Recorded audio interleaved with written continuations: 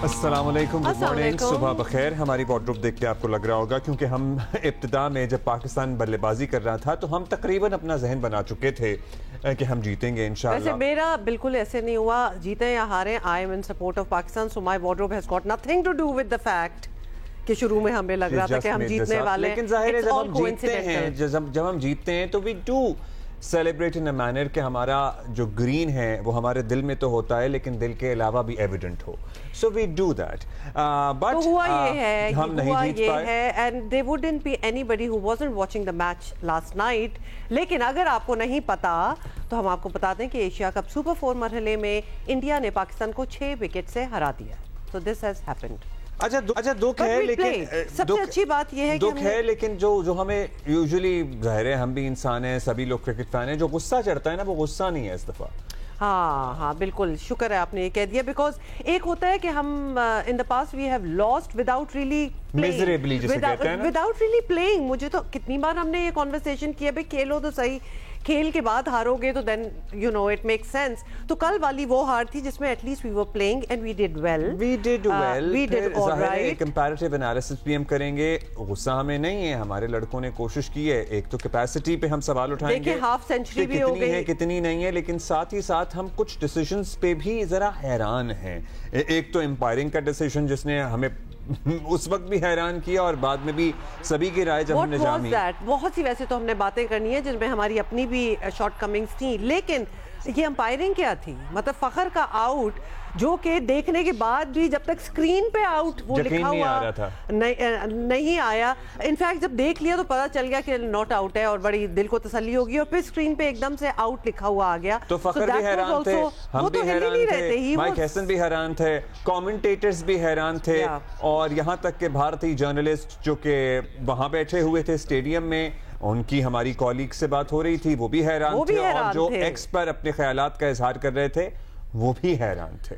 तो कुछ इस किस्म की हरकतें हुई, मतलब कुछ हमारी भी मजबूरियां थी हमसे, परहैप्स यू नो वो बात यही होती है नहीं, at the end of the day में द बेटर रन नहीं बनाए 10 से 17वें ओवर तक, मतलब बेसिकली जो बेहतर खेल रहा है वो जीते, तो बेहतर खेल तो डेफिनेटली इंडिया की थी, it has to be said. लेकिन क्या क्या हुआ ये जरा हम डिटेल में चल के बात करते हैं, और जिसमें साहबजादा फरहान की ऑफ कोर्स सेंचुरी की हमने बात करनी है, क्योंकि उसकी बदौलत पाकिस्तान ने 5 विकेट पर 171 रन बनाए। So that was a very good, जिसको कहते हैं एक base to start off, to begin with, वो दे दिया। और उसके बाद क्या क्या हुआ? बुमराह जो है ना उनके साथ बुमराह हिसाब किताब बराबर किया, बुमराह को गुमराह कर देना, गुमराह कर दिया, और 45 रन बने उनके 4 ओवरों में।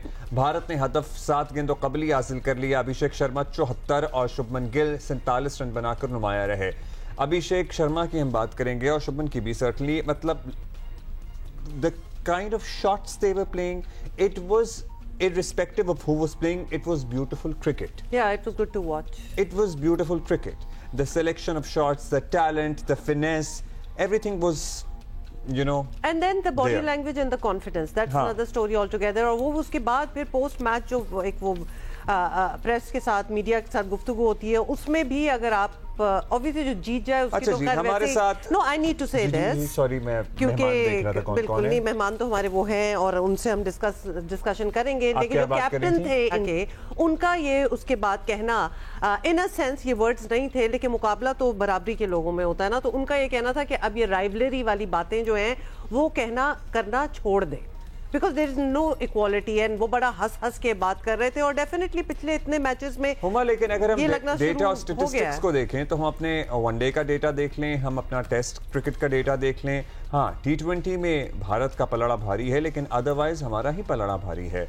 और कभी के दिन बड़े, कभी की रातें, वक्त एक सा नहीं रहता, वक्त बदल जाता है। वेटिंग फॉर दैट, अब हम इंशाल्लाह you know better days would come. इसी पे हम बात करते हैं। राशिद लतीफ भाई हमारे साथ मौजूद हैं, सिकंदर बख्त हैं और अब्दुल माजिद भट्टी, तीनों लोग हैं।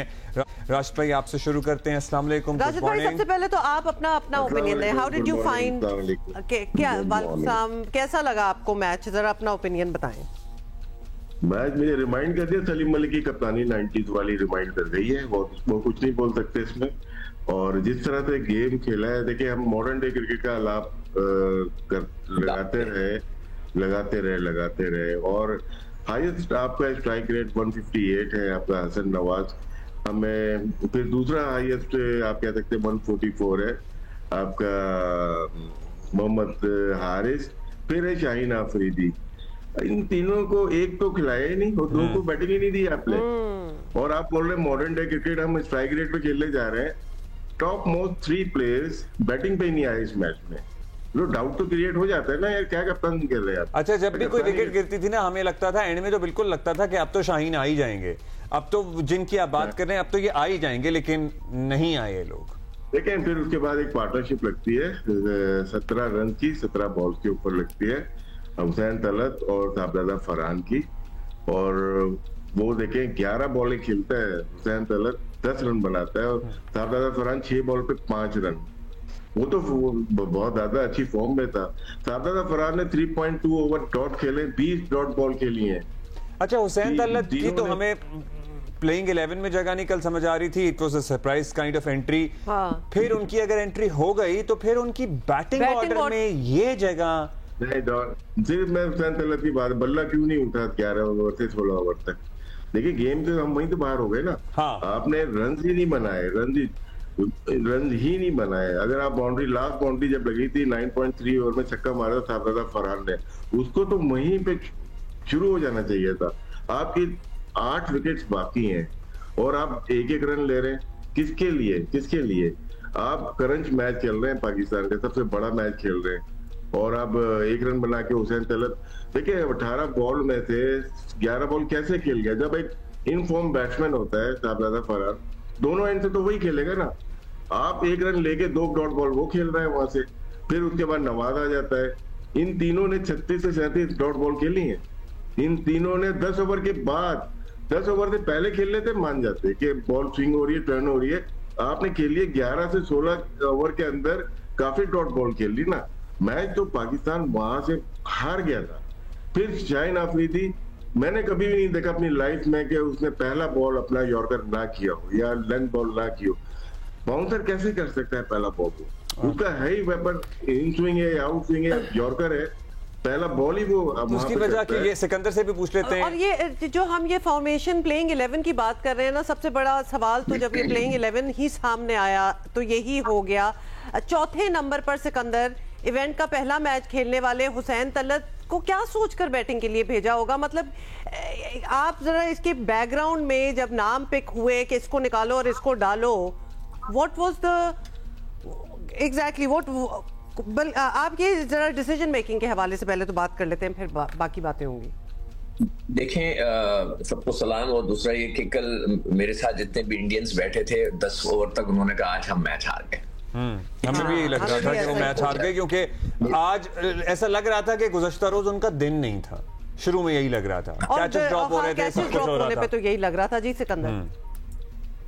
मैं तो सारा ब्लेम कोच पे डालूंगा कि वो कैसा कोच है कि जिसने इस मैच से पहले 8-9 मैच हुए, मैं जियो पर ही बैठ के ये बार बार हम सब कह रहे थे कि हर लड़के को चांस दे दो, हर लड़के को रिदम में ले आओ। ये क्रिकेट का एक असूल होता है, क्रिकेट खिलाने का असूल होता है, कोचिंग का असूल होता है कि आप हर बच्चे को तैयार रखते हैं। उन्होंने 8 मैचों में से 4 लड़कों को नहीं खिलाया था। एक मैच दिया हसन अली को, फिर उसके बाद उन्होंने खुशदिल को इंपॉर्टेंट मैच खिलाया, और उससे इंपॉर्टेंट मैच आपने हुसैन तलत को खिला दिया। अभी भी एक लड़का बेचारा बाहर बैठा हुआ है, उसको कहीं फाइनल ना खिला दें अगर हम पहुंच गए, वो है वसीम जूनियर। यानी कि अजीब व गरीब ये कोचिंग करते हैं भाई, मुझे तो नहीं समझ में आई, मेरे तो बिल्कुल लॉजिक समझ में नहीं आई। मैं बार बार प्रोग्राम्स में, राशिद ने जो टीम बनाई थी उसमें हुसैन तलत रखा था, मैंने कहा हुसैन तलत नहीं होना चाहिए। इस मैच में हर वो लड़का खेले जो ऑलरेडी खेलता हुआ आ रहा है, जिसके बल्ले पर गेंद आ रही है, जिसको थोड़ा थोड़ा पता है। फहीम अशरफ को अननेसेसरी ड्रॉप किया, खुशदिल को लाए। मुझे ऑनेस्टली स्पीकिंग कल हम जीत सकते थे। हमारी थोड़ी जो कोचिंग है, कोचिंग जो कह लें या जो टीम मैनेजमेंट की जो प्लानिंग है, उसके वजह से हम हारे हैं, और उसके अलावा कुछ नहीं। और जो राशिद ने बिल्कुल बेसिस बता दिए, वो मैंने जैसे कहा मेरे बराबर में पूरे इंडियंस बैठे हुए थे, उन्होंने कहा आज हम हार गए। उसके बाद मैं हर ओवर के बाद ऊपर स्कोर बोर्ड देख रहा था, मेरे सामने टीवी लगा हुआ था कि यार अब कितने रन बने। अरे मैं उसी वक्त मेरा जान निकल गई, मैंने कहा मारे गए। कि 15 ओवर के अंदर आपने 5 ओवर में कुछ नहीं किया। वो एंड में आके भी 22 रन ना बनते तो फिर तो बिल्कुल ही कबाड़ा हो जाता। वो भी एक सुफियान अंदर भागता हुआ आया था मैसेज लेके कि भाई अब शुरू हो जाओ। पता नहीं क्या हुआ उस वक्त, फरहान से पूछना पड़ेगा कि बेटा तुम्हें क्या हुआ था, तुम तो इतना अच्छा जा रहे थे, उसके बाद तो दरवाजे खुल जाने चाहिए थे, मार धाड़ शुरू हो जानी चाहिए थी, इससे अच्छा मौका नहीं मिलता, मगर पता नहीं। और फिर आपने एक ऐसे लड़के को बैटिंग करने भेज दिया जिसकी फॉर्म ही नहीं लगी। फिर आपने बॉलिंग के अंदर नवाज से, क्या वो अनफिट है मुझे नहीं पता, भट्टी साहब को पता लग जाए वो हुआ होगा अगर कोई इंफॉर्मेशन उनके पास हो, नवाज से बॉलिंग ही नहीं कराई। आप कह रहे थे ये हमारा बेस्ट बॉलर है, कभी आप उनसे बात करो तो कहते हैं कि वो हमें तो स्पिनर मिल गया, अब हमें जरूरत नहीं है। तो मुझे तो कुछ समझ में नहीं आया। मैं सारा ब्लेम जो है ना टीम मैनेजमेंट। अच्छा, इतने बॉलर्स के होते हुए पार्ट टाइम बॉलर से लगातार 3 ओवर कराना भी एक सवाल है। सवालात तो बहुत है, बातें तो बहुत हैं। देखिए, कल की गलतियां ही हमारे मैच हारने का सबब बनी है। ये नहीं है कि हमें किस्मत का भी खेल होता है ना, कि किस्मत को हम सारा कुछ ब्लेम नहीं कर सकते। हमारी अपनी कोताहियां, हमारी अपनी गलतियां, मतलब हमारे तो फेवर में शुरू में चीजें जा रही थी, जो कैचेस जो ड्रॉप हो रहे थे वो तो लग रहा था ये कॉस्मिक की कुछ इवेंट हो रहा है जो कि हमारी फेवर में बदल रही हैं चीजें। भट्टी साहब, आप बताएं कि क्या माहौल था उधर और क्यों कुछ लोगों को बिठा के रखा उनको, मतलब ये बॉलर्स की जो बात हो रही है, व्हाई वाज़न्ट एवरीबॉडी यूटिलाइज्ड? देखिए हुमा अब्दुल्ला, सबसे पहले तो बहुत बहुत शुक्रिया, सुबह खैर। लेकिन आज की सुबह मेरे ख्याल में एक डिफरेंट सुबह होनी चाहिए थी, जहां हम पाकिस्तान की जीत की बात कर रहे होते। मैं सिर्फ माइक हैसन को इसका जिम्मेदार नहीं ठहराता, सलमान अली आगा भी उतने ही जिम्मेदार हैं। जब आप पाकिस्तान की कप्तानी कर रहे होते हैं तो सिर्फ एक बंदे को हम ब्लेम नहीं कर सकते। मोहम्मद हारिस, कल मैंने प्रेस कॉन्फ्रेंस में भी सवाल किया, मोहम्मद हारिस जिसका स्ट्राइक रेट, अगर आप ओवरऑल उनके T20 मैचेस देखें, काफी अच्छा स्ट्राइक रेट है। मोहम्मद हारिस की मौजूदगी में हमने हुसैन तलत को ऊपर भेज दिया। तो कल मुझे माइंडसेट समझ नहीं आया। हम साहबजादा फरहान ने जब तक 50 किए वो बिल्कुल अच्छा खेल रहे थे, उसके बाद जहां उन्होंने अपनी इनिंग्स फिनिश किए, उनका भी स्ट्राइक रेट देखें, 122 के स्ट्राइक रेट से वो खेले। उन्हें वहां पर अपना गियर चेंज करना चाहिए था, लेकिन उसके मुकाबले में आप अभिषेक शर्मा को देखें, 189 का स्ट्राइक रेट, शुभमन गिल 166 का स्ट्राइक रेट। तो वो जो स्ट्राइक रेट के चक्कर में हमने बाबर आजम और मोहम्मद रिजवान को बाहर कर दिया। तो अब आज क्या जवाब देंगे माइक हैसन के, जिन लोगों को बाहर करके जिन लोगों को हम लेकर आए वो तो बिल्कुल उलट खेल रहे थे। और हुमार अब्दुल्ला, कल मुझे एज ए पाकिस्तानी अफसोस भी हुआ और शर्मिंदगी भी हुई, जिस किस्म के पाकिस्तान के बारे में सूर्या कुमार यादव ने अल्फाज इस्तेमाल किए पोस्ट मैच प्रेस कॉन्फ्रेंस में। उन्होंने तो कहा कि भाई अब राइवलरी की बातें आप कहाँ कर रहे हैं, हमारा आपका मुकाबला कहाँ है, हम तो मुसलसल आपसे जीते जा रहे हैं। बिल्कुल, भट्टी साहब यही जिक्र कर रहे थे। चलिए, हमें अफसोस तो हुआ सर्टनली, लेकिन अब्दुल्ला मैं उनको सिर्फ ये याद दिलाना चाहता हूँ जियो की प्लेटफॉर्म से कि भाई 80s में 90s में हम भी इसी तरह जीता करते थे, लेकिन अनफॉर्चुनेटली आज थोड़ा सा वो हमसे बेहतर है।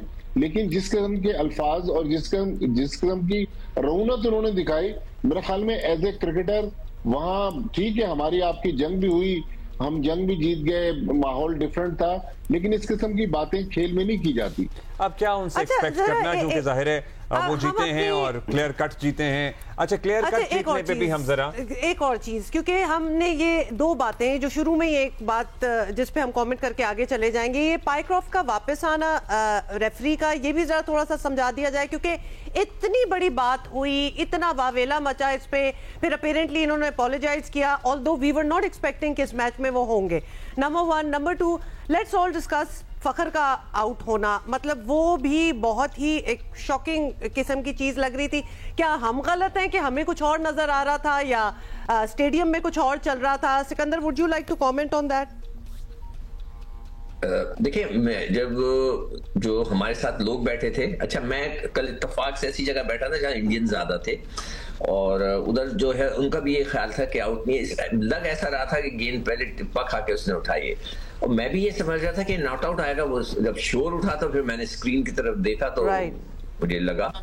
देखें, अभी हमें जो है कुछ इस किस्म की चीजें सामना करनी पड़ेंगी शर्मिंदगी वाली, और इसलिए के ऊपर हमें वो लेट डाउन करने की कोशिश करेंगे। सबसे ज्यादा जैसे पाइक्राफ्ट का एक छोटी सी चीज थी, आप उसको नहीं रखते, मगर उन्होंने जानबूझ के, उन्होंने भी जो है इसलिए कि उनके पास भी, मैंने आपको हमेशा कहा आईसीसी का मतलब इंडियन क्रिकेट कंट्रोल है, इस वक्त टोटल कंट्रोल उनके हाथ में है, तो उन्होंने ये हरकत भी की है, जानबूझ के की है।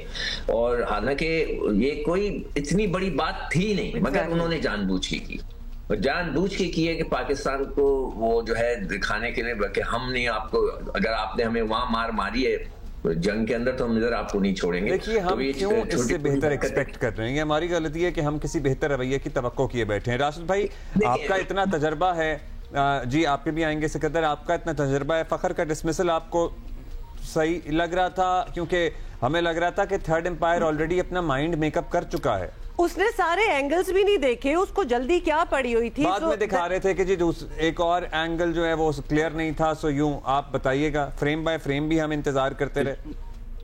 देखिए, इसमें जब आपको डाउट होता है तो दूसरे फ्रेम में चले जाते हैं, दूसरे एंगल पे चले जाते हैं, प्रोसेस नहीं पूरा किया, टू अर्ली कर दिया, एक ही एंगल के ऊपर आउट दे दिया, चांस 50-50 होता है। विकेट कीपर के ग्लव के अगर फिंगर टिप पे बॉल लग के अंदर आ जाए तो ऐसा कभी कभार लगता है कि ग्रास पे बॉल टच हुई है। आपने बहुत सारे मैचेस देखे होंगे, कवर्स पे कैचेस होते हैं, पूरी फिंगर्स जब नीचे आ जाती हैं बॉल के तो ऐसा लगता है ग्रास पे लग रही होती है, ये डाउट क्रिएट कर देता है। जब डाउट होता है तो आप नेक्स्ट एंगल पे चले जाते हैं, उस पर भी नजर नहीं आता तो नेक्स्ट एंगल पे चले जाते हैं, क्योंकि आपके पास 18 से 20 वाले कैमरे होते हैं जो फोकस होते हैं। तो प्रोसेस नहीं पूरा किया एविडेंस का, और जब एविडेंस पूरा नहीं मिलता है तो बेनिफिट ऑफ डाउट बैटर्स को चला जाता है। यहाँ पे आप हमें बताएं एज ए कीपर कि ये जो बाउंस आया एक ठप्पे के बाद, हमें जो ठप्पा लग रहा था और उसके बाद ये उंगलियों से लग के या ग्लव्स पे लग के इतना बाउंस आता है, और अपील भी कोई बहुत जोरदार नहीं थी। नहीं, पांड्या, हार्दिक पांड्या तो खुद कंफ्यूज लग रहे थे, उनको तो वो ही वाज़न्ट श्योर कि हुआ है कि नहीं, क्योंकि बहुत एक्सपेरिमेंट किए हुए मैंने खुद भी, क्योंकि बाउंस ज्यादा आता है, क्योंकि हमारे यहाँ पे ना एक रबर का कॉक लगा होता है जिसपे बॉल बाउंस करती है तेजी से, अगर ग्राह के साथ वो नीचे से आता है तो वो बाउंस ज्यादा करती है। तो मैंने सॉफ्टवेयर में डाल के बहुत क्लोजली देखा, डाउटफुल था, ऐसा नहीं लग रहा कि बिल्कुल ही आउट नहीं था, ये डाउटफुल है, लेकिन एम्पायर हमेशा बेनिफिट ऑफ डाउट बैट्समैन को देता है। और अगर डाउटफुल होता है तो फिर बेनिफिट ऑफ डाउट किसको दिया जाता है? बैट्समैन बैटर को दिया जाता है, जो कि नहीं दिया गया। और फखर की जो फॉर्म लग रही थी कल, शायद नतीजा, मतलब बहुत सी बातें हैं मगर शायद नतीजा कुछ और भी हो सकता था। He was at that moment तो he was totally in form and really playing well, तो आउट होना मतलब फखर का नहीं है, मतलब फखर अगर 50 और कर देता, नीचे वाले अगर ऐसा खेलेंगे तो गेम का क्या हुआ? टीम वर्क है ना ये। हमें तो अफसोस इस बात का है कि इतनी मुश्किल से फाउंडेशन बनी, रन नहीं हो रहे थे जब से हम यूएई गए। इंडिया के खिलाफ बड़े मैच में आपका इतना बड़ा स्टार्ट और बीच के 5 ओवर जो है 11 से 15 ओवर देख लें आप, बहुत मतलब मायूसी हुई। भट्टी साहब, क्या हो रहा था? मतलब 10 से ऑनवर्ड्स 18 ओवर तक या 16वां ओवर या खेलने तक 17वें ओवर तक क्या कोई कंडीशन चेंज हो गई थी या कंडीशन आसान हो गई थी या क्या हुआ था? गेंद भी पुराना हो गया था, हमें क्यों ऐसा, या विकेटें गिरने से डर गए थे? What happened really? देखिए, मेरे ख्याल में थोड़ा सा वो रिलैक्स मूड में चले गए। शायद साहबजादा फरहान ने ये समझा कि अब मेरा काम मैंने 50 कर लिए, अब अगला मैच मेरा पक्का हो गया, मेरा काम मुकम्मल हो गया। तो मेरे ख्याल में अभी भी अब्दुल्ला, राशिद भाई और सिक्कू भाई भी इससे एग्री करेंगे कि अभी भी हमने जो स्कोर किया था 15 से 20 रन अभी भी हमने कम बनाए, क्योंकि जो पिच की सूरत हाल थी उस हिसाब से हमें मजीद 15 से 20 रन बनाने की जरूरत है। ये मुझे लग रहा है कि इनके ये जहन में था कि हमने 171 बना लिए तो we are good, we were not good. And when we are playing against India, nothing is really good. हमें मैच करना चाहिए था। जी राशिद भाई, देखिए कल भी 51 डॉट बॉल खेली, ऐसी पिच के ऊपर ना डॉट बॉल नहीं खेली जाती थी ज्यादा। ठीक है, मेरे ख्याल से 15 जो भट्टी साहब बात कर रहे हैं 15 डॉट बॉल ज्यादा थी, वही कन्वर्ट कर ले 20 रन के अंदर तो बन सकते थे, ऐसा नहीं था। लेकिन बहुत खराब बैटिंग की थी। सिकंदर, आपको क्या लग रहा है कि अगर स्कोर बेहतर होता तो we could have won certainly? हमारा मतलब हमारा टोटल ही एट पार नहीं था जो कल की पिच और कंडीशंस पे होना चाहिए था अगेंस्ट इंडिया। नहीं, कप्तानी खराब हुई, इनको 250 भी देते थे, ये करवा देते। बहुत खराब कप्तानी की भाई। आपको आउट करने जाना है, आपका दुनिया का बेहतरीन बॉलर ने एक बॉल नहीं फेंकी, ठीक है, और 3 ओवर आपने साइम अय्यूब से करा दे, ये अफगानिस्तान या बांग्लादेश थोड़ी थी कि चांस ले ले। 3 ओवर करा दिया आपने। आपके मेन बॉलर फहीम अशरफ इनके बाद आते, 9वें ओवर में आते हैं बॉलिंग करने, वो तो नए बॉल का बॉलर है। चलिए, तो आपने इंपॉर्टेंट पॉइंट दे दिया। राशिद भाई सिकंदर से ओपिनियन लेंगे। वो कह रहे हैं कि अगर हम 250 भी बना लेते तो भी हमारी कप्तानी ऐसी थी कि इंडिया कर लेता वो। जी सिकंदर। जी सिक्कू, ऑनेस्टली स्पीकिंग मैं भी बहुत डिसअपॉइंट हो गया हूँ कप्तानी के साथ। हालांकि मैंने खुद कहा था कि जी टीवी अब यहीं बैठ के जियो के ऊपर के जी इसको कप्तान बना के देख ले, आपके पास कोई चॉइस ही नहीं है। तो जो कप्तानी का जो है वो बिल्कुल क्वेश्चन मार्क आ गया। और मैं कहता हूँ पूरी जो टीम मैनेजमेंट है उसका ये कसूर है कि जो कुछ भी हुआ है कि मेरे तो बिल्कुल जहन में नहीं आ रहा कि ये क्यों बॉलिंग की में इतने नवाज से बॉलिंग नहीं कराई और इस किस्म की जो चीजें की है। उन्होंने जो पुराना जो ट्रेंड चल रहा था कि जिसमें फहीम अशरफ से नया गेंद नहीं कराना, फहीम अशरफ को इधर नहीं कराना और वो साइम ने आउट कर दिए, बस उसी से बॉल कराना, तो ये बिल्कुल उनकी जो कप्तानी में जो है ना बहुत बड़ा क्वेश्चन मार्क आ गया कि उन्होंने हैंडल नहीं किया। और दूसरा चीज ये है कि जब 10 ओवर के अंदर मैंने जैसे कहा कि वो तो उन्होंने हथियार डाल दिए थे जो हमारे साथ बैठे हुए थे, मगर अचानक पता नहीं क्या हुआ, वहां से तो बहुत तेजी के साथ खेलना था। हो सकता है 200 के पर शायद थोड़ी सी चीजें बदल जाती। मैं हैरान हूं कि वहां से कोई इंस्ट्रक्शंस नहीं आई जिस तरह की बैटिंग के वक्त आ रही थी कि जी बॉलिंग के अंदर ये कर लो, कुछ नहीं आया। तो कल ओवरऑल जो टीम मैनेजमेंट ने, मैं टीम मैनेजमेंट कह रहा हूं, उसके अंदर देखे ना जब टॉस हो रहा था, मैंने तस्वीर भेजी थी राशिद को भी, और वो जो हमारा बैटिंग कोच है उससे मशवरा लिया जा रहा था कि इधर क्या किया जाए। उस बेचारे का क्या एक्सपीरियंस है, उसका तो कोई एक्सपीरियंस ही नहीं है। आप उससे मशवरा ले रहे थे, वो तीनों खड़े होकर इस पिच को देखकर फैसला कर रहे थे। तो मैंने तस्वीर भेज के पूछा भी ये है कौन, फिर मुझे पता लगा ये तो बैटिंग कोच है। ये तो राशिद ने बताया, भट्टी साहब ने बताया कि भाई ये तो बैटिंग कोच है, हम तो जानते ही नहीं थे उसको कि वो है कौन, मैं तो शक्ल से ही नहीं जानता था उसको। तो फिर जो है आप इससे अंदाजा लगाएं कि कल की जो इस वक्त जो टीम मैनेजमेंट है वो सही काम नहीं कर रही। अच्छा, और मैं तो इसलिए डिस्कस दिस मैच, और इसको ऑब्वियसली चाहे तो हम पूरा दिन लगा सकते हैं इसकी डिस्कशन में और पोस्टमार्टम में, लेकिन आगे चलते हैं राशिद भाई। अब मैचेस जो रह गए हैं, मतलब we need to stay in the tournament Sri Lanka Bangladesh के साथ।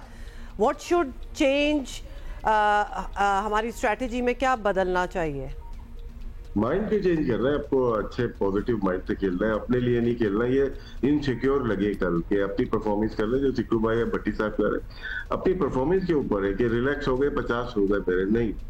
उनकी बैटिंग देखिए, 6 ओवर के बाद तो मारना शुरू किया उन्होंने, छोड़ दें। अभी तो उन्होंने 60 कुछ रन किए थे पावर प्ले में, 7वें और 8वें ओवर में 2 ओवर में 27 रन बनाए। ये माइंडसेट चाहिए ना आपको। मॉडर्न डे क्रिकेट ये है, जुबानी लफाजी बातों में मॉडर्न डे क्रिकेट नहीं आती, आपको करना पड़ेगा। जी सिकंदर, यार राशिद से भी पूछना चाह रहा हूँ कि हमारे पास कोई ऐसा बॉलर लगाया है कि नजर आया है कि जो लगे कि भाई वो आके स्ट्राइक कर दे?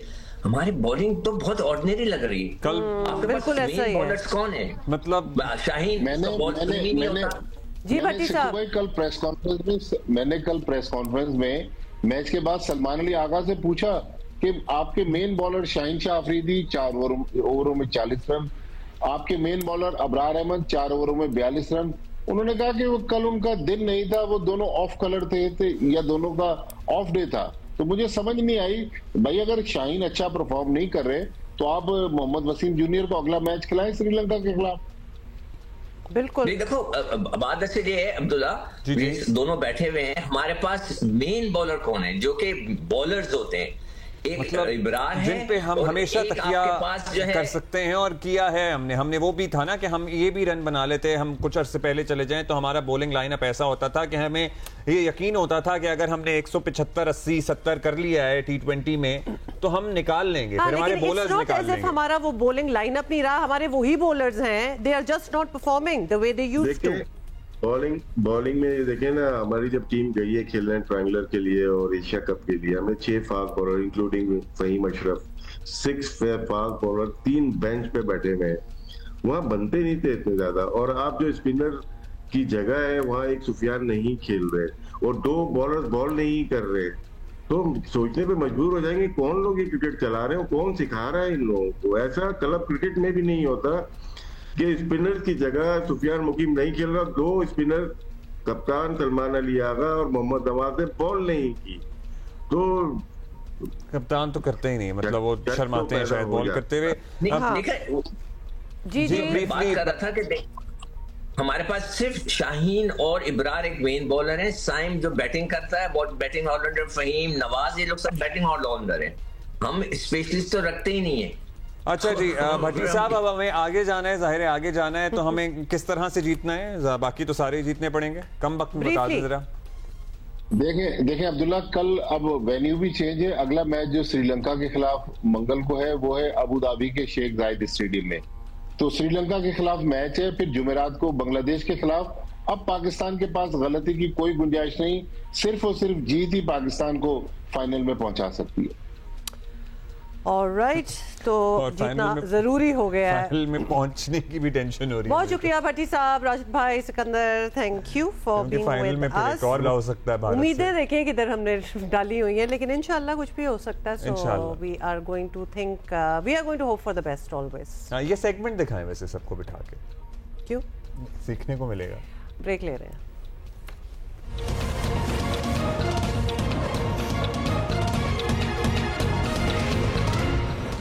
Welcome back. पंजाब में सैलाब की तबाहकारियां अंदाजों से भी कहीं ज्यादा हैं। लाखों लोग मुतासर हैं, जिनकी बहाली पंजाब हुकूमत के लिए आसान चैलेंज नहीं है, लेकिन बड़े सीनियर वज़रा हम देख रहे हैं पंजाब हुकूमत के मुसलसल कई दिनों से, कई हफ्तों से इन सैलाबज़दा इलाकों में लोगों के साथ मौजूद हैं। दीगर सूबों के मुकाबले में ऑल्दो हम ये देख रहे हैं पंजाब का इंफ्रास्ट्रक्चर बेहतर ही माना जाता है, लेकिन यहाँ भी बहुत नुकसान हुआ है। इब्तदाई रिपोर्ट के मुताबिक 672 किलोमीटर सड़कों और 239 पुलों को नुकसान पहुंचा है। मतलब पॉज ऑन दैट जी, दीज नंबर्स आर मैसिव। इनकी रिकंस्ट्रक्शन, रिहेबिलिटेशन आप जरा अंदाजा लगा लें, बिकॉज ऑब्वियसली ये सारा मरहला अब सैलाबों का ख़त्म होगा तो इंफ्रास्ट्रक्चर को रिकंस्ट्रक्ट भी करना होगा, और that is going to be a big project as well. Railway लाइनें भी मुतासर हुई हैं। बिल्कुल, खास तौर पर मुस्लिम लीग नून की हुकूमत सड़कों और पुलों की तामीर को हमेशा अपना सबसे बड़ा कारनामा करार देती है, और नून लीग की सियासत में बेहतर इंफ्रास्ट्रक्चर बड़ी तरजीह जो है वो रखता है। और नज़र आ रहा है कि पंजाब हुकूमत के लिए सड़कों और पुलों की तामीर और दीगर इंफ्रास्ट्रक्चर को पहले की तरह बहाल करना दूसरा बड़ा चैलेंज होगा। और रिहैबिलिटेशन का काम क्या शुरू हो गया है, क्या आज से शुरू होना है, ये सब जानते हैं इमरान चौधरी, जो कई दिनों से, कई हफ्तों से जियो पे भी आपको लम्हा हमें सबको अपडेट कर रहे थे जब पानी आ रहा था, किस तरह लोगों को रेस्क्यू किया गया, कितनी मुश्किलात थी। इमरान बताइएगा अभी क्या मामला है? पानी जहाँ था वहाँ मौजूद है या पानी कहीं बहुत सी जगहों से निकल गया है? रिहैबिलिटेशन की तरफ क्या हम बढ़ना शुरू हुए हैं?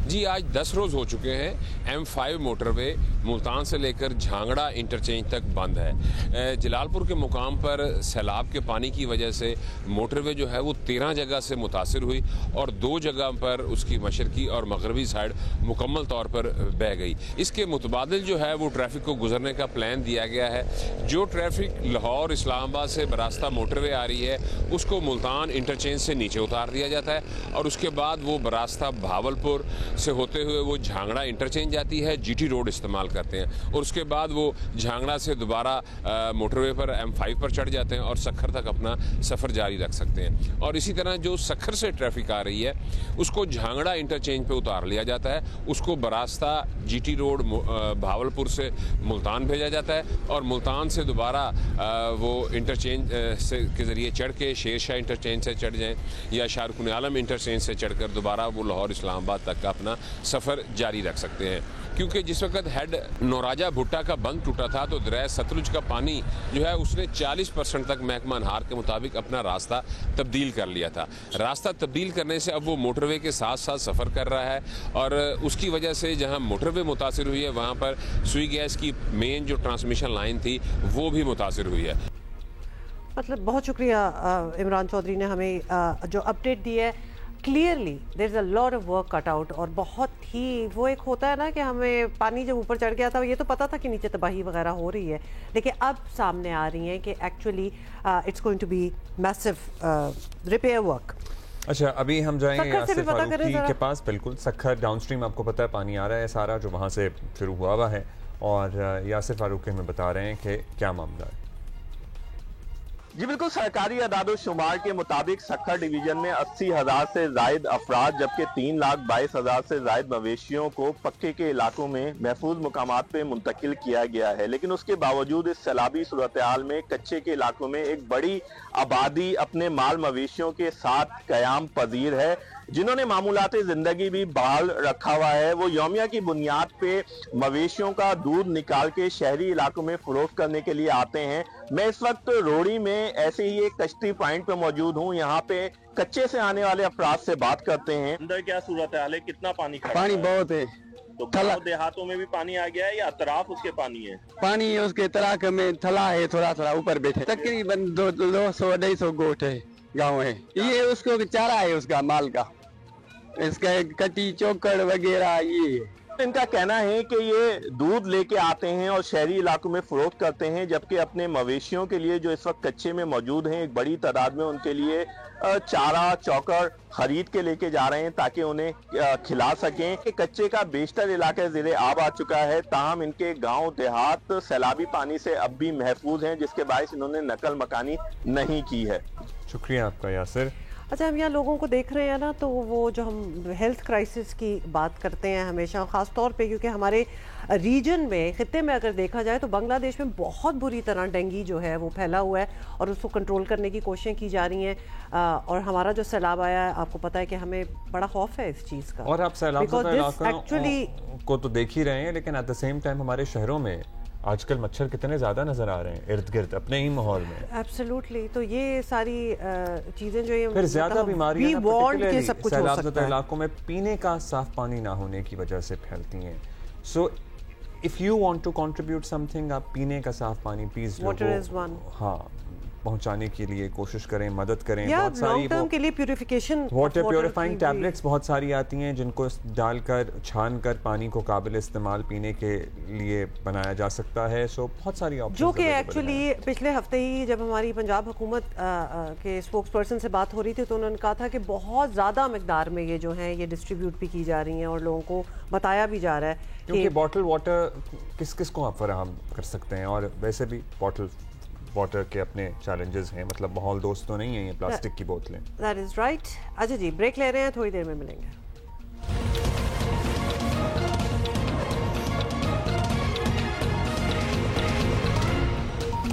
अच्छा, एक बात है जो बड़ी इसके बारे में हम कर चुके हैं इन द पास्ट बातें, लेकिन something needs to be done, क्योंकि यूँ तो मुल्क के दीगर शहरों से भी सैनिटरी वर्कर्स की सफाई के दौरान हलाकतों के वाक़यात रिपोर्ट होते रहते हैं, लेकिन कराची में ऐसे दिलखराश वाक़यात मामूल हैं और किसी किस्म के हिफाजती इक़दाम के बग़ैर काम करने पर आए रोज़ कोई ना कोई जो है सैनिटरी वर्कर्स जो हैं वो गटर की सफाई के दौरान मौत के मुंह में चले जाते हैं, जो कि इट्स अ मैसिव ट्रेजेडी, क्योंकि उनको जब देखो तो उनके पास कोई सेफ्टी गियर नहीं होता। गार्डन के इलाके में पता नहीं बाकी मुल्क में वैसे क्या सेफ्टी गियर्स हैं लोगों के पास। कराची में गार्डन के इलाके उस्मानाबाद में इंतहाई अफसोसनाक वाक़या पेश आया जहां 3 खाकरोब सैनिटरी वर्कर्स जान की बाजी हार गए। यानी शाहिदीन ने बताया कि गटर की सफाई करने वाले 2 अफराद को बचाने की कोशिश करने वाला तीसरा शख्स भी वहीं हलाक हो गया। 3 अफराद की मौत जहरीली गैस से, और हमेशा यही होता है, हमेशा यही होता है। और लिटरली ये कब से हो रहा है? मतलब I remember when I was a child, like 5-6 years old, so the baji who used to work at our home, उनके भाई की डेथ हुई थी ऐसे, एंड वो आपके जहन में बैठ जाता है। आप सोच लें कि हम कब की बात कर रहे हैं। दहाइयां गुजर गई हैं लेकिन हम अभी भी वहीं हैं। यही तो हैरान कुन बात है कि मौजूदा दौर में जब हर शोबे में जदीद टेक्नोलॉजी मौजूद है, हमारे यहाँ अब भी गटर्स की सफाई के लिए के दौरान इंसान मर रहे हैं। मतलब क्यों नहीं कुछ किया जा सकता? किसी को परवाह लगता है कि नहीं है, कोई इस तरफ ध्यान ही नहीं दे रहा, ऑलमोस्ट एज इफ कि ये डिस्पेंसेबल हैं, डिस्पोजेबल हैं, कि इट्स ओके 2-4 मर जाएं, because that is how it's looking like. मतलब एक सेफ्टी किट, कोई हेलमेट, कोई ऑक्सीजन सिलेंडर, कोई जूते, कोई दस्ताने वगैरह, मतलब अगर नहीं भी मरते तो आप सोचिए कि जिस गंदगी में उन्होंने जाना होता है और विदाउट एनी सेफ्टी गियर, सलाम कोई सेफ्टी। और ये तो खैर ऑनेस्टली अगर कोई सेफ्टी गियर पहनना स्टार्ट हो जाए ना तो हम जरा मुड़ के देखें कि आज इन्होंने बहुत कुछ पहना हुआ है, because we are so used even looking at them, just jumping in. Without anything. उनकी अपनी महारत और टैलेंट और हमारे साथ मौजूद हैं। कमर, बताइएगा ये एग्जैक्टली कहाँ का वाकया है और कैसे पेश आया और कौन है ये लोग, इनकी शनाख्त हो गई है, बैकग्राउंड बताएं लोगों का।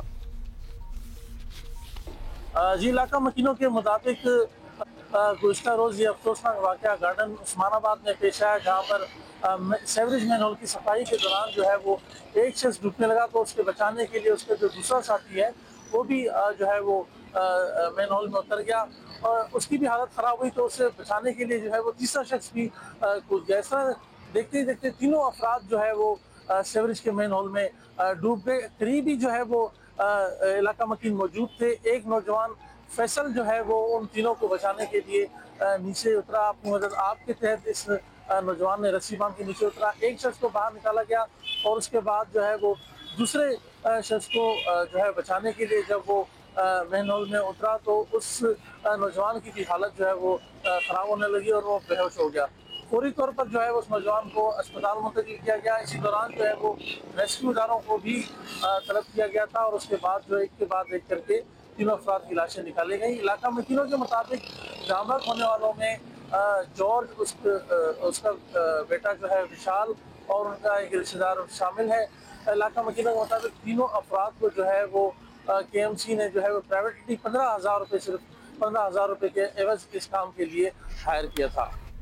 हम तो हैरान हो रहे हैं ये गटर और ये इस लोकेशन को ही देख के कि इसमें एक के बाद एक जो है वो रेस्क्यू के लिए भागे चले जा रहे हैं। ये बताइएगा कि अगर कोई इस तरह फंस जाए तो उसे बचाने की कोशिश ऑब्वियसली कहीं ना कहीं तो की जाती है, लेकिन क्या यहाँ मकामी लोगों ने कुछ किया, कुछ उन्होंने कोई आइडियाज लेके आए या किसी एग्जैक्टली सरकारी इदारे हैं उन्होंने रेस्क्यू करने की कोशिश नहीं की, उनको किसी ने कॉल किया? देखिए जी, फौरी तौर पर तो जो है वो इलाका मकीनों ने अपनी मदद आपके तहत तीनों अफराद को निकालने की कोशिश की, लेकिन वो उसमें कामयाब नहीं हुई क्योंकि मैन होल काफ़ी गहरा था। उसके बाद रेस्क्यू इदारे जो है वहाँ पर पहुँचे। ED फाउंडेशन, रेस्क्यू 122 के एहलकार पहुँचे और तीनों अफराद को की जो है वो लाशों को मैन होल से निकाला गया, लेकिन तीनों अफराद जो है वो रेस्क्यू इदारों के पहुंचने से कबल ही मैन होल में जो है वो डूबकर और दम घुटने के बाद जामबाग हो गए थे। It's not easy to get over the fact कि 2025 में हमारे शहरों में लोग गटर में सफाई के दौरान मर रहे हैं और जो जाता चला जा रहा है वो मरता चला जा रहा है। मतलब ये वही एक सीरीज बनी हुई है, जिस तरह आप समंदर में डूब रहे होते हैं ना, तो जो बचाने जाता है वो मर जाता है। अच्छा कमर, ये पहला वाकया तो नहीं है इस नौयत का, बहुत सारे सैनिटरी वर्कर्स खाकरोबों की जान जा चुकी है। क्या मैन होल्स, ये सीवेज की सफाई, टैंकियों की सफाई मजदूरों की जान खतरे में डाले बगैर हो सकती है, नहीं हो सकती? जी बिल्कुल, इस तरह जो है वक्तन फवक्तन इस तरह के अफसोसनाक वाक़यात पेश आ रहे हैं।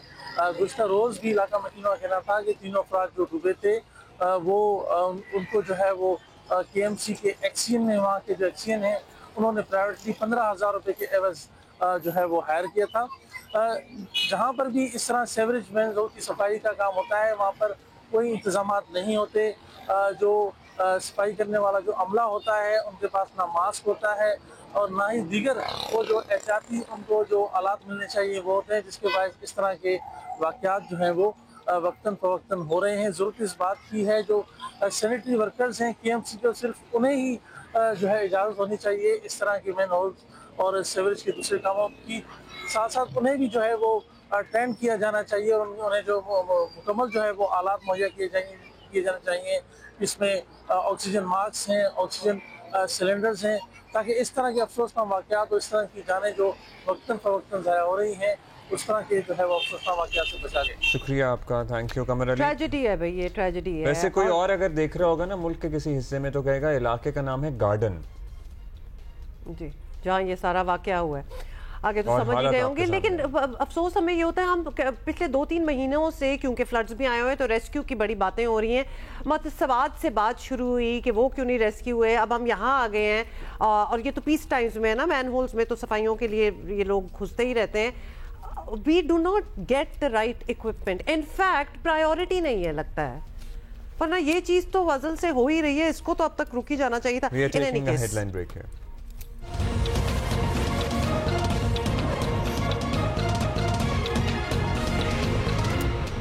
Welcome back. Good morning once again. Pakistan ने भारत को मैदान जंग में तो हराया, साथ ही आलमी सिफारती महाज पर भी शिकस्त दी। सऊदी अरब के साथ पाकिस्तान का हालिया दिफाई मुआहदा भी पाकिस्तान की बड़ी सिफारती कामयाबी समझा जा रहा है और इस सब कुछ के बावजूद पाकिस्तान आज भी भारत से तमाम मामला जो हैं वो मुज़ाकरात की मेज़ पर हल करने के मौक़िफ़ पर कायम है। और वज़ीर आज़म शहबाज शरीफ ने एक बार फिर भारत को वही मशवरा दिया जो भारत समेत पूरे खित्ते के फ़ायदे में है। लंदन में ओवरसीज़ पाकिस्तानीज़ फाउंडेशन की तकरीब से खिताब में शहबाज शरीफ ने कहा कि जंग ख़त्म हो गई, हम खुशहाली चाहते हैं, जंगों के बजाय अवाम की तरक्की पर पैसा खर्चना चाहिए। बड़ी अच्छी बात की वज़ीर आज़म ने वाज़ेह तौर पर कहा कि पाकिस्तान कश्मीर, आबी तनाज़ात, तजारती ताल्लुकात समेत हर मौजू पर बातचीत के लिए तैयार है। अगर कोई ये समझता है कि कश्मीर मसले के बगैर ये ताल्लुकात, बाहमी ताल्लुकात इस्तवार हो सकते हैं, he is living in a fools paradise. ये कभी नहीं हो सकता। कश्मीरियों का खून रायगा नहीं जाने दिया जाएगा, कश्मीरियों को उनका हक मिलेगा। हम पानी के मसले के ऊपर, हम ट्रेड के ऊपर, हम काउंटर टेररिज्म के ऊपर हम बैठकर बात करना चाहते हैं, not from a position of weakness. हम बराबरी की बुनियाद पर आपसे बात करना चाहते हैं और ये मसाइल कश्मीर के और दूसरे मसाइल हल करना चाहते हैं। खित्ते में हम हमसाया हैं, अब ये हमारे ऊपर है कि हमने अमन से रहना है या एक झगड़ालू हमसायों की तरह रहना है। लेकिन मैं समझता हूं कि इसके लिए कश्मीर का मसला हल होना एक बुनियादी सतून है। फिर कल आज़ाद कश्मीर की मुख्तलिफ सियासी जमातों ने रावलाकोट में जलसा किए। तमाम सियासी रहनुमाओं ने कहा कि आपस के सियासी इख्तलाफात अपनी जगह, लेकिन आज़ाद कश्मीर और पाकिस्तान के मामले में सब एक सफ़े पर हैं। रहनुमाओं का कहना था कि भारत को भी समझ आ जानी चाहिए कि कश्मीरी अवाम और पाक फ़ौज अपनी सरजमीन की हिफाजत करना जानते हैं। वज़ीर आज़म आज़ाद कश्मीर अनवानुल हक ने कहा कि वफाक के साथ आज़ाद कश्मीर का रिश्ता गैर मशरूत और ये आखिरी सांस तक कायम रहेगा। अगर तुम्हारा शौक अभी बाकी है तो अभी तुम्हारी तैयारों की गिनती पूरी नहीं हुई। इंशाल्लाह इस दफा तुम्हें दोबारा तुम्हारे घर के अंदर घुस के मारेंगे। हमारे अपने इख्तलाफात 100 जगह, इलेक्शन आएंगे, एक दूसरे के मुखालिफ फिर खड़े होंगे, लेकिन आज आजाद कश्मीर की सियासी क़यादत को मैं खराज अकीदत पेश करता हूँ, खराज तहसीन पेश करता हूँ कि जिन्हें मुल्क की सलामती की खातिर मुमलिकत खुदादादे पाकिस्तान के साथ, नजरिया इलाके पाकिस्तान के साथ और तहरीक आज़ादी कश्मीर के साथ आज यहाँ अपनी मौजूदगी से साबित कर दिया है कि वफा के ये रिश्ते गैर मशरूत हैं और सांस के आखिरी रिश्ते तक इंशाअल्लाह, सांस की आखिरी लम्हे तक ये पाकिस्तान के साथ कायम दायम रहेंगे। अच्छा जी, आपको ये भी याद होगा कि भाग भारत हालिया जंग के बाद अमरीकी सदर डोनाल्ड ट्रंप ने कहा था कि अमरीका मुस्तकबिल में दोनों मुल्कों के दरमियान तनाज़ात के हल में मदद के लिए तैयार है। ये अलग बात है कि भारत जो है वो मुज़ाकरात में से भाग ही रहा है। It doesn't seem very interested. इस पर ज़रा मज़ीद बात करते हैं। खुर्शीद महमूद कसूरी साहब ने हमें शुक्रिया कसूरी साहब। वज़ीर आज़म शहबाज शरीफ ने एक मरतबा फिर भारत को पैगाम दिया है कि जंग करके देख लिया, अब मुज़ाकरात की मेज़ पर आएँ, कश्मीर, पानी, तिजारत सब पर बात करने के लिए हम तैयार हैं। तो कुछ उम्मीद रखें, कुछ उस तरफ मामलात किसी को समझ में आएंगे, या जो जंगी जुनून सवार है जिसमें कई बरसों से मुब्तला हैं, बस वही चलता रहेगा वहाँ? हम ये समझते हैं कि भारत एक बड़ा मुल्क है, उसको हमसे ज़्यादा सोचना चाहिए कि भाई आप हमसे तो बड़े हैं, बांग्लादेश से बड़े हैं, हुजम में बड़े हैं, आपकी फ़ौजें बड़ी हैं, मईशत बड़ी है, लेकिन उस बड़ी फ़ौज ने अभी तक क्या हासिल किया है? जितनी जंगें हुई हैं पाकिस्तान और भारत के दरमियान, 1971 की जंग को आप ये देखें कि ईस्ट पाकिस्तान जो अब बांग्लादेश है उसको अगर आप यूं अलहदा रखें, क्योंकि उस वक्त लॉजिस्टिकली मगरबी पाकिस्तान से सप्लाई नहीं किया जा सकता फ़ौज को, और उस वक्त हमसे अपनी सियासी गलतियाँ हुई, ये दोनों चीज़ें मिल के मशरकी पाकिस्तान हमसे अलहदा हुआ। तो ये, लेकिन उस 1971 में भी भारत ने फौजी तौर पे क्या हासिल किया जो मौजूदा पाकिस्तान है? कुछ भी नहीं। जितनी जंगें हुई, ना पाकिस्तान ना भारत जो कश्मीर या इंटरनेशनल बॉर्डर है उस पर कुछ नहीं कर सका। इसका मतलब क्या है कि दोनों की फौजें हम पल्ला है, और हमने रिपीटेडली साबित किया है कि पाकिस्तान की एयरफोर्स सुपीरियर है। 1965 में 6 दिन लगे, पुलवामा में 1 दिन लगा, और अब के 35 मिनट में पाकिस्तान एयरफोर्स ने डोमिनेंस हासिल कर ली। हमने तो ऑप्शन कहा था उस वक्त भी कि साउथ एशिया को न्यूक्लियर फ्री जोन बनाएं। भारत को बड़ा शौक था न्यूक्लियर वेपन्स बनाने का। तो अगर मतलब है ना न्यूक्लियर वेपन्स इस्तेमाल हो सकते हैं, ना आपकी कन्वेंशनली एक दूसरे को ज़ेर कर सकते हैं, तो क्या फ़ायदा है। इसलिए अगर वज़ीर आज़म पाकिस्तान ने लंदन में कल ये कहा है, तो मैं तो कह रहा हूँ ये तो हर जी होश आदमी को कहना चाहिए जनूबी एशिया में। कोई ऐसा एक्चुअली मौका जाने भी नहीं देता है। एटलीस्ट दुनिया को हमारी इंटेंशंस तो पता हो that we want to talk it over, और हम सारे इश्यूज जो हैं वो बातचीत से ही रिजॉल्व करना चाहते हैं। सो हर फोरम पे ये कहना ज़रूरी है। कसूरी साहब, पाकिस्तान हमेशा मुज़ाकरात का ऑब्वियसली एडवोकेट रहा है और किसी तीसरे फरीक या सालिस वगैरह के साथ बात करने की कोशिश की जाती रही है in the past as well, लेकिन इस वक्त पाकिस्तान की आलमी पोजीशन बहुत बदल चुकी है। हम बजाते खुद एक बड़े आलमी किरदार तक पहुंच चुके हैं। तो क्या अब इंडिया से 1-to-1 बातचीत के लिए मतलब वो की जा सकती है, 1-on-1 ही बातचीत कर ले, या फिर किसी तीसरे का दरमियान में होना जरूरी है? वो भाई असली चैलेंज है गुर्बत को हटाना। कितने अफसोस की बात है कि भारत और पाकिस्तान में दुनिया के गरीब तरीन लोग हैं। अभी मैं इंडियन इकोनॉमिस्ट की रिपोर्ट पढ़ रहा था, उन्होंने कहा है कि हिंदुस्तान में 90% लोग फूड सब्सिडीज पे रह रहे हैं। पाकिस्तान में भी गुर्बत बढ़ रही है। क्या ये ज़रूरी नहीं कि हम आपस में मिल बैठें, बातचीत करें? तो इसलिए तीसरे फरीक बैठे या ना बैठे, भारत तो अभी ना तीसरे फरीक को शामिल करने में तैयार है, ना दू बदू बात करने को तैयार है, लेकिन इस किस्म के हालात ज्यादा नहीं चलेंगे। क्या यह भारत बाद में नहीं, एक ऐसे मौके पे जब सऊदी अरेबिया हमारा डिफेंस अलायंस हो गया है, वो ये सोचें कि खुदा न खास्ता हालात अगर ज्यादा खराब हुए तो वो क्या रुख इख्तियार कर सकते हैं। फिर चीन का जहाँ तक मामला है उसमें कोई डाउट नहीं, वो हमारा बहुत करीबी इत्तेहादी है। फिर अमेरिका की बात देख लें, हमारे ताल्लुकात उनसे बहुत बेहतर हैं। ये सारी चीज़ें किस चीज़ की निशानदेही कर रही हैं? फिर अभी जो 4 दिन की जंग है उसने सब गलत फहमियाँ भारत में दूर कर दी।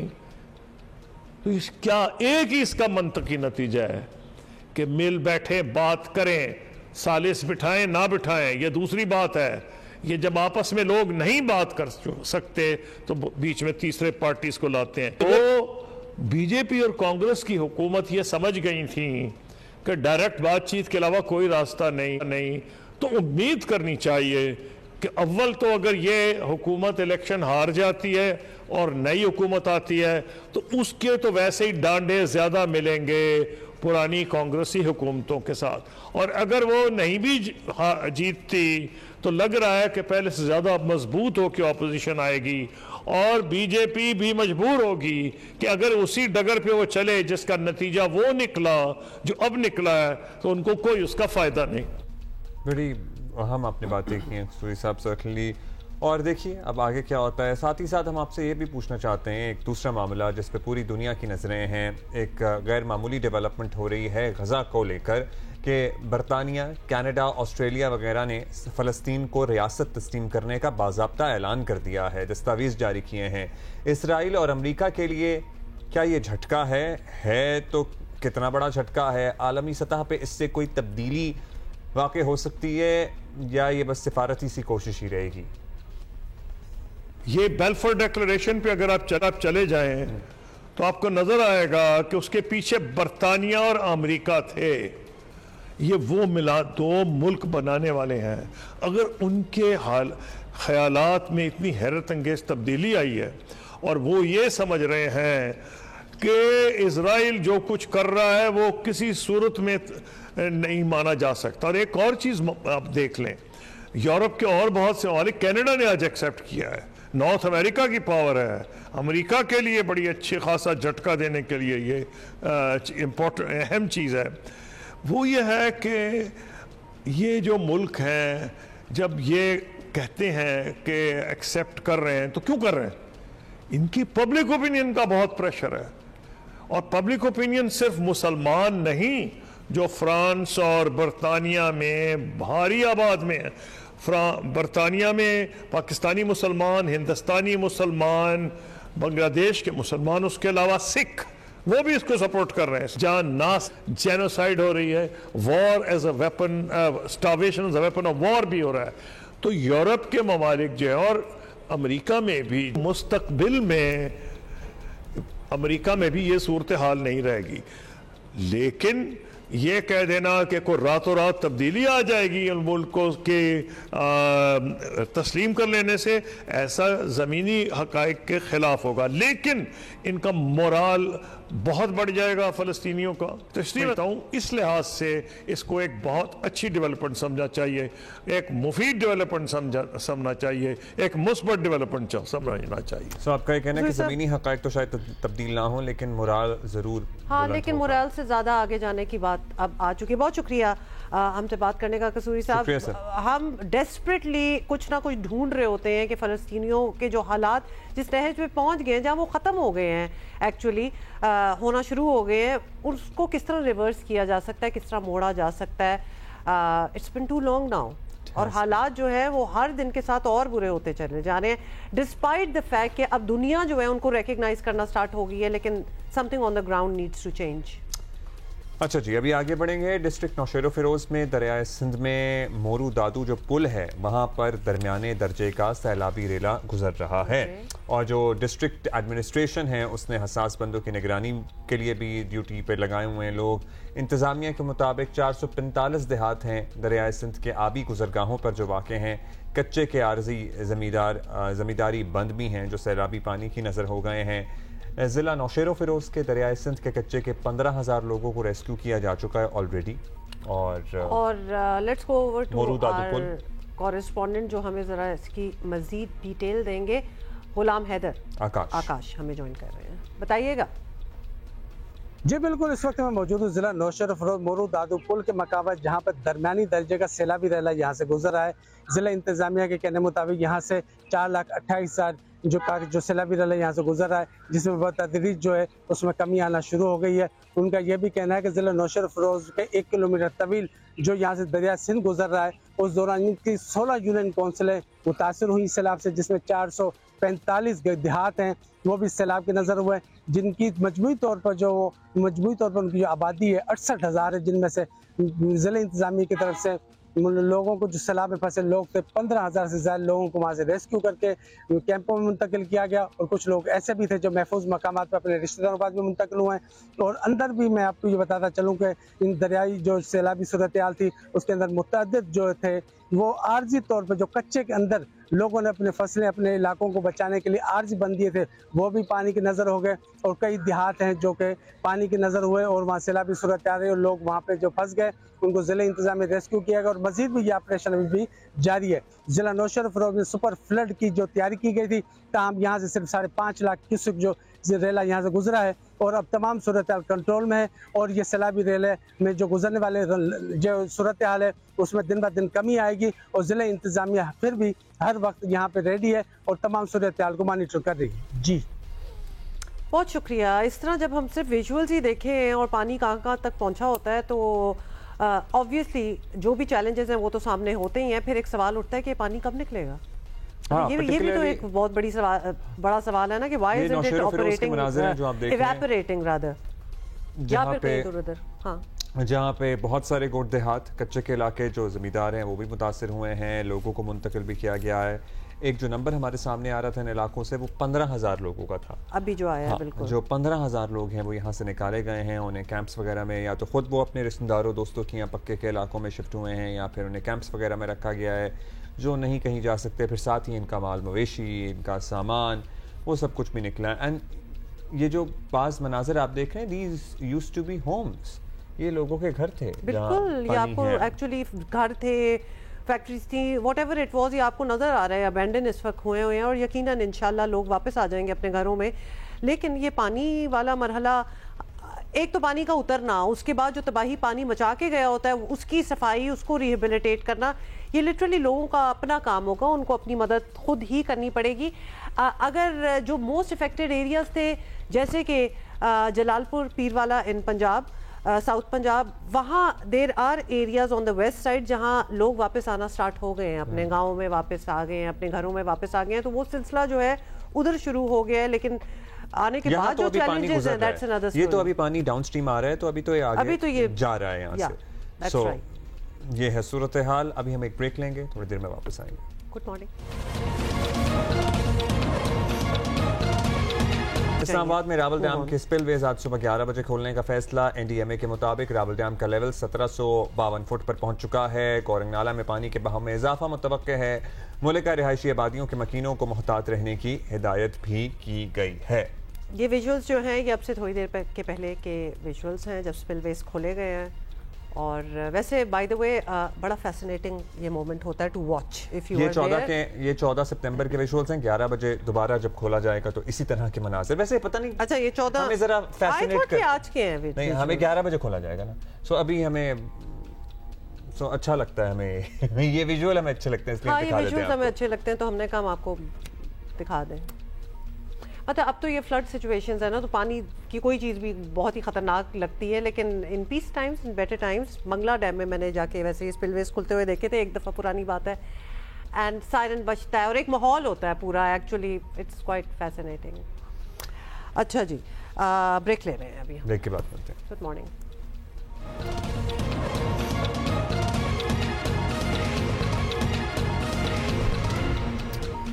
आपको पता है ना कि हमारी विमेन क्रिकेटर्स भी लाहौर में एक बहुत बड़ा मैच जो है वो खेल रही हैं। क्या हो रहा है उधर आपको बता दें कि पाकिस्तान और साउथ अफ्रीका की विमेंस टीमों के दरमियान तीसरा और आखिरी वनडे मैच आज खेला जाएगा। और मैच की तैयारी के लिए दोनों टीमों का कदाफी स्टेडियम में ट्रेनिंग सेशन भी है। और जनूबी अफ्रीका विमेंस को सीरीज़ में ऑलरेडी बता दें आपको 2-0 की फैसला कुन बरतरी हासिल है। But it has been great for our women's cricketers as well.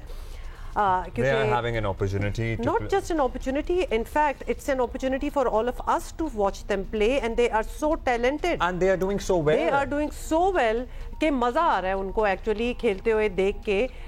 वैसे भी no pressures and no tension। एक बात जिसका मुझे थोड़ा सा अफसोस था, ऑल्दो ये स्टेडियम जो है कदाफी ये मुफ्त किया हुआ है, मतलब free for all, you can come and watch them play, लेकिन वो उस तरह भर नहीं रहा जिस तरह I would have liked for the girls to be encouraged. तो इनकी अगर हमारी पाकिस्तानी विमेंस क्रिकेटर्स की स्टैंडिंग बाकी दुनिया में देखी जाए तो they are well respected, they are so much better. तो हौसला अफजाई तो 100% बनती है, करनी चाहिए। So this is a match you can watch. अच्छा जी, सोशल मीडिया पे आपको पता है बहुत सारी चीजें अब तो आ गई हैं सोशल मीडिया पर। दो किस्म के लोग आपको, हम उम्मीद करते हैं कि आपको अच्छे नहीं लगते होंगे। एक तो वो जो अपनी दौलत की बेतहाशा नुमाइश करते हैं सोशल मीडिया पे, और दूसरा वो जो असलहे की नुमाइश करते हैं सोशल मीडिया पे। हाँ, पहला असलहे वाला करते हैं आप। हाँ। वो तो खैर इट्स अ नो और कर रहे हैं लोग, बिल्कुल नहीं। और वो बड़ी अट्रैक्टिव चीज लगती है, मतलब जो अपना लाइफस्टाइल दिखाते हैं और पता नहीं झूठा है सच्चा है, और लोगों को फिर एहसास कमतरी भी होता है, डिप्रेशन का शिकार भी होते हैं, फिर उन्हें नए तरीके भी बताते हैं कमाने के। हाँ, लेकिन लोगों को भी सीख जाना चाहिए ना, everything that glitters is not gold. हर चीज जो देख रहे हो। एफबीआर हरकत में आ गया है। फैसला हुआ है कि सोशल मीडिया पर दौलत की नुमाइश करने वालों का कड़ा एहतसाब होगा। एफबीआर ने सोशल मीडिया पर पैसे की नुमाइश करने वालों के खिलाफ क्रैकडाउन शुरू कर दिया है।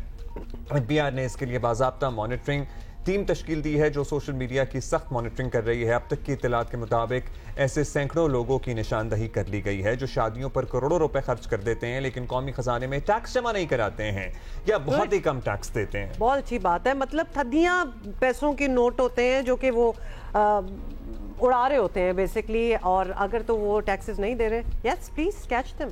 और एफबीआर ज़राए के मुताबिक बाज़ अफराद जो सोशल मीडिया पर खुद को अरबपति दिखा रहे हैं, इनकम टैक्स रिटर्न में उनकी आमदनी या तो बहुत ही कम है या सिरे से जाहिर ही नहीं की गई। इब्तदाई तौर पर 3 से 4 शोबे मुंतखब करके इंस्पेक्टर्स मुकर्रर किए गए हैं जिनमें इवेंट मैनेजमेंट कंपनियां, शोरूम के मालिकान, रियल स्टेट टाइकॉन्स शामिल हैं। उम्मीद की जानी चाहिए कि एफबीआर जैसा कह रहा है अमली तौर पर भी ऐसा ही होगा, बल्कि ये काम बहुत पहले हो जाना चाहिए था। सो इसी पे जरा बात कर लेते हैं। अशरफ मलका में हमारे साथी, उनके बारे में उनके पास मजीद इंफॉर्मेशन है। अशरफ बताइएगा कि एफबीआर सोशल मीडिया पर ऑब्वियसली दौलत की नुमाइश करने वालों के पीछे पड़ गई है, बहुत अच्छी बात है। हुआ क्या था एक्चुअली, क्या वजह बनी थी इस नए प्लान की? जी, इस पे 2-3 वजूहत इसकी हैं। एक तो जो बड़ी अनऑफिशियल मैं आपको बता रहा हूँ कि लास्ट टाइम FBI की टीम पाकिस्तान आई थी, जो पाकिस्तानी हुकाम उनको जो सोशल डिनर है उस पर लेके गए, उस पर बड़ा सार्कास्टिक कमेंट आया था IMF की टीम की तरफ से। उनका कहना था कि आप रेस्टोरेंट्स देखें, ये जैम पैक है, कहीं बैठने की जगह नहीं है, क्यों लगी हुई है। लेकिन अगर आप इस लिहाज से सोसाइटी की लिविंग स्टैंडर्ड्स के लिहाज से टैक्स देखें तो टैक्स बहुत कम है। मुझे यकीन नहीं आता कि ये लाइफस्टाइल पाकिस्तान का यहाँ टैक्स इतना कम है। इस पे FBI को किस तरह 14,100 से ज्यादा का है, 14,000 करोड़ रुपए से ज्यादा का टैक्स कलेक्शन का हदफ है रबा माली साल के लिए, वो हर हाल पूरा करना है। IMF की बड़ी सख्त कंडीशन है, साथ साथ तो उसका रिव्यू भी लेते रहते हैं। तो उसको पूरा करने के लिए FBI कोई ना कोई जगह ऐसी ढूंढ रहा है कि जहाँ से टैक्स कलेक्शन हो सके। तो उसमें एक जो उनके पास अहम चीज थी, वो किसी भी वजह से कह लें, जो पहले भी होता है, पहले सियासी फैसला था, इस दफा सियासी फैसला नहीं था, कि ताजरों को टैक्स नेट में FBI नहीं ला सका। उनके लिए जिन्होंने कवानीन बनाए थे अमेंड करने पड़े। ताजरान जो पाकिस्तान के कम्युनिटी है बड़ी स्ट्रॉन्ग है, उन्होंने अपने लिए इस साल फिर वेट ली, टैक्स नेट में वो नहीं आएंगे। लिहाजा टैक्स देना किसको, जो हुकूमत बारहा कह चुकी है, पोलिटिकली इसका फीडबैक भी बढ़ा है, हुकूमत को सियासी तौर पर नुकसान भी बढ़ा हुआ है। तो जो लोग टैक्स नेट में फंसे हुए 3 तबके, सबसे ज्यादा तनख्वाहदार तबका, उसके बाद एक्सपोर्टर, इम्पोर्टर्स और मैन्युफैक्चरर, तीनों को ग्रिल किया जा रहा है। लिहाजा अब उन पे भी मजीद टैक्स का बोझ नहीं डाला जा सकता। उसके बाद फिर क्या हाल रह गया? यही हाल था कि पाकिस्तान में जो नमूद नुमाइश है, खासतौर पर जो मुख्तलिफ फंक्शंस होते हैं, वो बहुत बड़े बड़े होते हैं, उनके अखराजात बहुत आते हैं। इसलिए उनको सोचा कि सोशल मीडिया पर उनकी नमूद नुमाइश भी होती है। इसलिए FBI ने फैसला किया कि उनको किस तरह टैक्स नेट में लाना है। ये बड़ा अहम स्टेप है, यकीनन ये जरूरी भी था। अच्छा अशरफ साहब, कवानीन इस सिलसिले में क्या कहते हैं? क्या FBI खुद अपने तौर पर तफ्तीश करके मुतल्लिका शख्स को अप्रोच करेगा, या वीडियोस देखेगा और जवाबदेही की जाएगी और तसल्ली बख्श जवाब ना मिलने पर तफ्तीश होगी? जी बिल्कुल, इसमें ये बिल्कुल आउट ऑफ सडन नहीं, ऑल ऑफ सडन ही हो गया, बिल्कुल सोच के प्लान करके हुआ है। जो इनकम टैक्स का डायरेक्ट इंटेलिजेंस INI जिसको कहते हैं, इनकम टैक्स इंटेलिजेंस, उनको जिम्मे ये काम लगाया गया है कि सोशल मीडिया फॉलो करें, सोशल मीडिया चेक करके फिर जो मुतल्लिकीन है उनको चेक करें। उसके लिए 400 के करीब अफराद तैनात किए जाएंगे पूरे मुल्क में, जो कस्टम इंटेलिजेंस से होंगे, जो कस्टम सर्विसेज से होंगे। उसके ये ऑल ऑफ सडन उनको नोटिस नहीं जाएगा, उनको जो इवेंट मैनेजमेंट वाले हैं उनसे रब्ता किया जाएगा, उनकी इनकम देखी जाएगी, उनके क्योंकि उनकी उन्होंने रिसीव की होती हैं बिल्स वगैरह, वो चेक करके फिर उनसे पूछा जाएगा, फिर उनको नोटिस दिया जाएगा। अगर नोटिस का वो तसल्ली बख्श जवाब नहीं दे पाते, या उनको जस्टिफाई नहीं कर पाते, या उनको FBI के साथ टैक्स पेयर के तौर पर रजिस्टर नहीं है, फिर उनके खिलाफ पहला नोटिस देने के बाद अगर नोटिस से FBI के जो स्टाफ है मुतमईन नहीं होता, फिर उनके खिलाफ कोई ना कोई कार्रवाई अमल में लाई जाएगी। अच्छा अशरफ, ये सारी बातें आप डिटेल्स दे रहे हैं, समझ यही आ रहा है कि इस कार्रवाई का मकसद टैक्स कलेक्शन बढ़ाना है। ये बताइएगा कि क्या FBI अपने अहदाफ से ज़्यादा पीछे चल रहा है, कुछ नया करने का सोचा गया है तो ये प्लान सामने आया है? जी बिल्कुल, जैसा कि मैंने अर्ज किया कि इस साल जो टैक्स वसूलियों का हदफ है रबा माली साल के दौरान, तो 14,100 अरब रुपए से कुछ ज्यादा है। पहले 2 महीने जो हैं उनके भी टैक्स जो शॉर्टफॉल है तकरीबन 46-47 इस रेंज में है। 3 महीने में यकीन 100 अरब के करीब हो जाएगा। जो 100% तो टैक्स कलेक्शन कभी भी नहीं होती है। जैसे जैसे जिस साल के महीने गुजरते जाएंगे हमारा टैक्स कलेक्शन का जो शॉर्टफॉल है बढ़ता जाएगा। उसके लिए ऐसे एरियाज जो टैक्स नेट में नहीं है उनको टैक्स नेट में लाने के लिए FBI ने काम उठाया है, और इसमें यकीनन बड़ी वेल थॉट एक अमल है। इस वक्त यकीनन हर बंदा सराहेगा। इसलिए जो फैसला यही है कि जो शोबे टैक्स नेट में नहीं है उनको टैक्स नेट में लाया जाए, जो रजिस्टर्ड ही नहीं है। कि एक मिसाल दी जा रही है कि कुछ फंक्शन ऐसे हुए कुछ साल पहले, एक लाहौर में हुआ था जो 18 करोड़ रुपए, वो एक बड़ा इवेंट है, सोशल मीडिया भी बढ़ाया था, उस पर लोगों की उंगलियां खड़ी हुई थी, कान खड़े हुए थे। अभी एक और रिसेंटली किसी जो इवेंट मैनेजमेंट कंपनी उन्होंने राब्ता किया है, उसमें से काफी ज्यादा मैं कम से कम 5 फंक्शन ऐसे हैं जिसमें 10 करोड़ रुपए से ज्यादा के अखराजात सिर्फ इवेंट मैनेजमेंट में होते हैं, जिसमें डेकोरेशन है, लाइटिंग है या खाने पीने का सिलसिला है।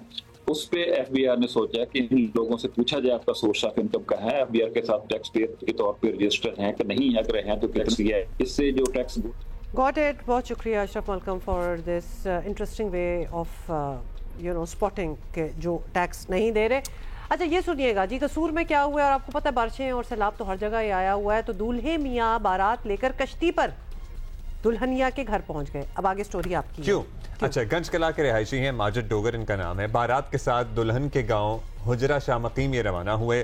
फिर रास्ते में आ गया सैलाबी पानी। फिर हमारे रेस्क्यू 1122 के भाइयों ने इनकी मदद की। उन्होंने कहा दुल्हनिया तो हम आपको लिए बगैर जाने नहीं देंगे। सो आप बैठिए हमारे साथ कश्ती में, और फिर 1122 की बोट का सहारा लिया गया और बाराती और दूल्हा सभी लोगों की तवज्जो का मरकज बने। सोशल मीडिया पर भी बड़े मजे के कमेंट्स आ रहे हैं। अल्टीमेटली वो बारात अपने मकाम तक पहुंचने में कामयाब हो गई। मतलब ठीक है, देखें, where there's a will there's a way, हो ही गया ना। हो ही गया ना। उसने कहा कि मैं आज निकल रहा हूँ और मैं अपनी दुल्हन को लेके आऊंगा, और फिर रास्ते बनते चले गए। और दिन से रात हो गई, लेकिन nice utilisation of the rescue boat by the way. और दिन से हो गई रात, लेकिन मिशन इतना इंपॉर्टेंट है। मेरी बात सुने, विल भी ऐसी वैसी दुल्हन लाने की विल है। पता है, मुझे ये बात अच्छी लगी क्योंकि इतनी टेंशन और इतने महीनों से इतना कुछ हो रहा था और ट्रेजेडीज भी हमने सुनी है। वो तो एक अच्छी सी किसी को मौका मिला कि किसी की कोई खुशी आ सकती है, घर में कुछ हो सकता है, तो why not help them, and this happened. लेकिन खुद भी बड़ी हिम्मत चाहिए कि इन हालात में निकल पड़ो कि हम जा रहे हैं जी, हम शादी करेंगे और आज ही करेंगे। Good one. आप क्या करेंगे? शादी थोड़ी बाद में हो जाती है, आपका ये ख्याल है? बिल्कुल भी नहीं, कोई डिले नहीं होना चाहिए, और बहुत अच्छा किया है, बस जो तय हो गया हमें अच्छी लगी है बात। और ये रात के शॉट, दुल्हनिया नहीं दिखाई वैसे तो। अच्छा, अभी दुल्हन उतरी है। चलें जी, आप दोनों को, डोगर साहब आपको, भाभी आपको, दोनों को बहुत बहुत मुबारक हो। बहुत मुबारक हो। अब्दुल्ला सलामी भी भेज दो, फिर इतनी मुबारकें ही चल रही हैं।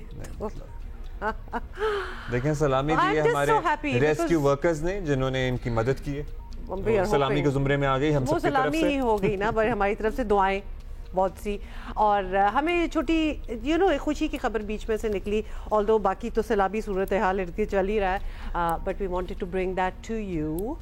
इसका ये भी है कि life goes on, life has to go on. So yeah, ये है सूरत हाल, and that is it. It's just the start of the week. We are gonna catch you live. Have a great day. We will see you tomorrow. Bye.